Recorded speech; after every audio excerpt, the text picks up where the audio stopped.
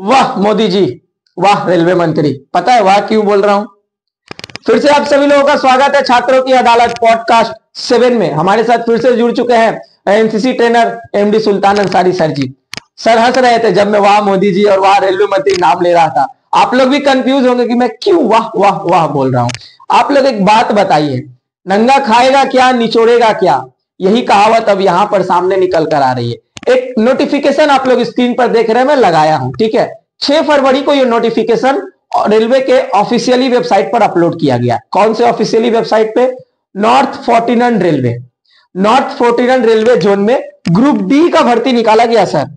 और पता है ग्रुप डी का भर्ती किस बेसिस पे निकाला गया? कॉन्ट्रैक्चुअल बेसिस पे।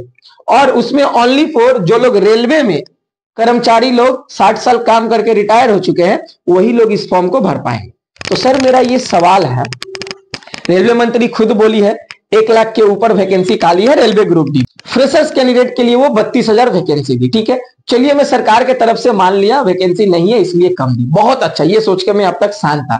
लेकिन जब वैकेंसी नहीं है तो ये जो लोग अभी मरने के कगार पर है, जो लोग रेलवे से अच्छा खासा पैसा कमा के एक लाइफस्टाइल मेंटेन कर लिए, घर बना लिए, फ्यूचर सिक्योर कर लिए, उन लोगों को क्या नौकरी देना अब जरूरत था? उन लोगों के लिए कहां से वैकेंसी आ गया ग्रुप डी का? देखिए, सबसे पहला बात तो आपको बता दूं, जो रिटायरमेंट पर्सन होते हैं हमारे लोग हमारे ऑर्डर में है, जिनका 60 साल हो जाता है उनको फिर कोई काम नहीं किया जा सकता, या सरकारी विभागों में उनको काम नहीं दिया जा सकता। कहाँ लिखा है सर ये? आप देख सकते हैं क्योंकि ऑलरेडी आपको लिखा होता है इतना साल से लेकर इतना साल आप जॉब कर सकते हैं, 60 साल बाद आपका रिटायरमेंट का उम्र आता है। ये बात तो सही है। आप जब भी आप कोई भी बंदा पाया होगा उसमें देखिएगा, उसमें लिखा रहता है, क्योंकि हमारा में भी लिखा हुआ है 31 अक्टूबर 2056 में रिटायरमेंट में हो जाऊंगा। मेरा ऐसे में दे दिया गया है 2056 में रिटायरमेंट डेट है कि मैंने चाहता हूं। उसके बाद अगर कोई रिटायरमेंट के बाद गवर्नमेंट के हिसाब से एक्ट के हिसाब से अगर रिटायरमेंट होते हैं, उनको काम नहीं करते, फिर एक कंसेप्चुअल निकाल कर फिर अब क्या बोलना चाहते हैं? इसका मतलब कहीं ना कहीं आप वो चीज कंसेप्चुअल देकर अपने बड़े बड़े अधिकारी को, जो लोग हैं जो बड़े पूंजीपति हैं, उनको कंसेप्चुअल देकर उनसे काम करवाना चाहते हैं। नो वर्क नो पे वाला हाल कर रहे हैं कि भाई 1 साल का कोई फैसिलिटी नहीं मिलेगा, कोई फैसिलिटी नहीं मिलेगा, मरिए गई है उसका अलग है। तो सरकार को सोचना चाहिए कि अगर इस तरह का भेदभाव करेंगे तो सही नहीं है कि आप एक भी बोलते वैकेंसी नहीं है, दूसरी साइड से वैकेंसी निकाल कंसेप्चुअल लगा, वो भी किन लोगों के लिए? तो जो लोग मरने के कगार रिटायरमेंट हो गए हैं उनके लिए। ये सही नहीं है, सरकार कहीं ना कहीं गलत कर रही है। और मैंने तो पहले ही बोला था कि आस्ते आस्ते हम लोग निजीकरण की तरफ बढ़ रहे हैं। जो लोग अभी नहीं समझ में आ रहे हैं उस बहुत जल्द समझेंगे। 2 साल 4 साल 5 साल 10 साल जाने दीजिए, तो नौकरी तो मिलेगा नहीं। फिर वही लोग बोलेंगे कि दूसरी सरकार ने ये किया वो किया। पहले सरकार से पूछिए। सरकार दिन पे दिन युवा जो है बेरोजगार होते हुआ जा रहा है। एक आय समझिए कि एक आय में जीवन कैसे कटता है।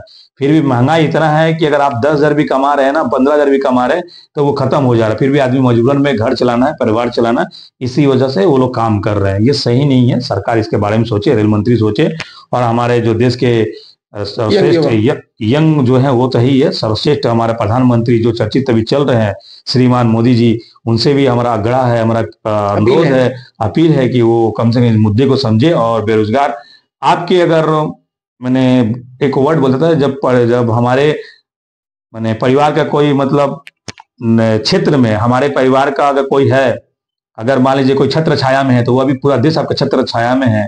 मोदी जी के छत्र छाया में अगर बेरोजगार अगर युवा घूम रहा है, तो समझ लीजिए कि फिर आने वाले समय में क्या उसके ऊपर आपत्ति आएगी। इस पर थोड़ा ध्यान दीजिए।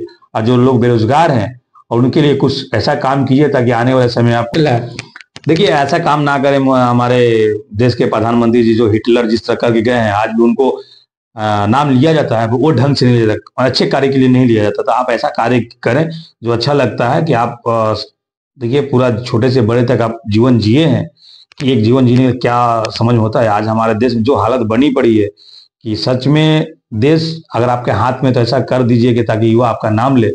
सिर्फ धर्म के चरस पिलाकर, किसी भी धर्म हो, चाहे किसी भी धर्म से, नाम मैं नहीं लूंगा, इससे अगर गंदगी फैलती है तो समझ लें हमारे देश का नुकसान होता है, बर्बादी होता है, और हम कितने पीछे जा रहे हैं इससे आप अंदाजा लगा सकते हैं। तो मैं बोलूंगा कि मैं आग्रह भी करूंगा कि जिस तरह से 1800 वैकेंसी आई है कि रिटायरमेंट पर्सन हो, कंसेप्चुअल लोगों, तो वो ना देकर कम से कम जो अपेंडिक्स करने वाले उनमें दे देना चाहिए, ताकि वो बच्चों का करियर तो कम से कहीं तो बन पाएगा, कुछ तो वो कमा पाएगा, घर तो चला पाएगा। उसके बाद फिर एक साल बाद सोचा जाएगा कि क्या करना है। देखिए एक मेरा ये सवाल है, मैं ना ही बीजेपी गवर्नमेंट को गलत बोल रहा हूं, ना ही उनके कार्य को गलत बोल रहा हूं, ना ही मोदी जी को गलत बोल रहा हूं। ठीक है, देखिए मोदी जी बहुत अच्छा सराहनीय काम कर रहे हैं हर फील्ड से। वो देश को एक अव्वल दर्जे पे लेके गए हैं, हमारे डिफेंस शक्तियों को वो मजबूत किए हैं, डिजिटल को बढ़ावा दे रहे हैं, बहुत कुछ किए। ठीक है, लेकिन हम लोग के देश का जो भविष्य, हम लोगों के देश का जो पिलर, वो कौन है? यंग युवा पीढ़ी।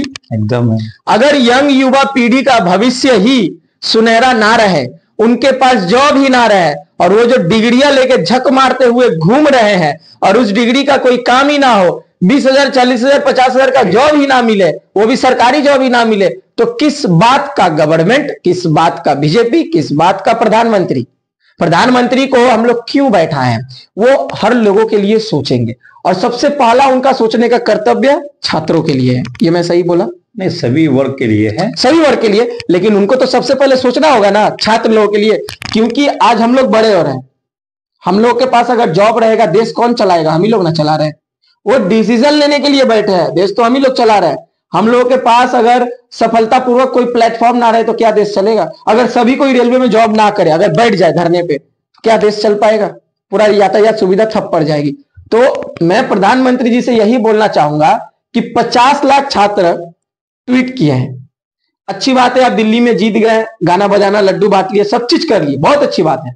1 महीना से प्रोटेस्ट चल रहा है, ना ही उनके कानों में जू रेंग रहा है, ना ही रेलवे मंत्री के कानों में जू रेंग रहा है। तो ये जो इग्नोर वाली नया ट्रेंडिंग चल रहा है, अरे क्या, देखिए सबसे बड़ा बार बार नहीं समझ रहे, फंडा कुछ अलग है। आप जितना भी चिल्ला लीजिए, गाला गाली कर लीजिए, मारामारी कर लीजिए, उनको गाली तो कोई फर्क पड़ने वाला नहीं है।